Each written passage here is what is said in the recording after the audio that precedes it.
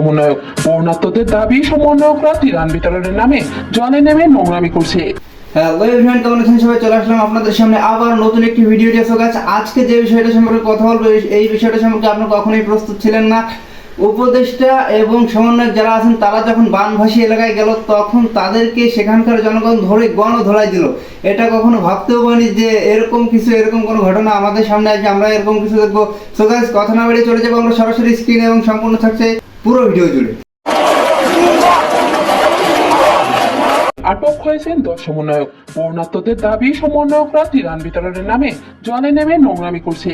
এছাড়া সরকার প্রদত্ত কোনো ত্রাণ এখনো বর্ণাত্ম এলাকায় আসে না। বর্ণাত্ম এলাকায় উপদেষ্টা নাহিদ নেটওয়ার্ক ফ্রি ঘোষণা করলেও এখনো নেটওয়ার্ক বিহীন আছে। এছাড়া বর্ণাত্মদের অভিযোগ 20 জন নৌবাহী একটি বোর্ডের 15 জনই উদ্ধারকর্মী। একজন মানুষকে উদ্ধার করতে চায় 20 থেকে 30 হাজার টাকা। তবে আজ ভোরে শিক্ষার্থীরা ঘেরাও করে উপদেষ্টা নাহিদের বাসভবনকে।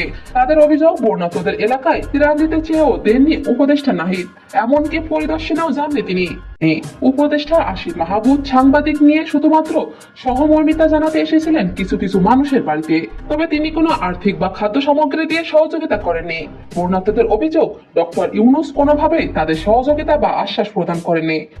এত সবকিছুর মাঝেও ক্যামেরা ছাড়াও বর্ণাত্মদের পাশে দাঁড়িয়েছেন তৃতীয় লিঙ্গের মানুষেরা। এছাড়া দাঁড়িয়েছেন হিন্দু মুসলিম ভেদাভেদ না করে অনেক মানুষ।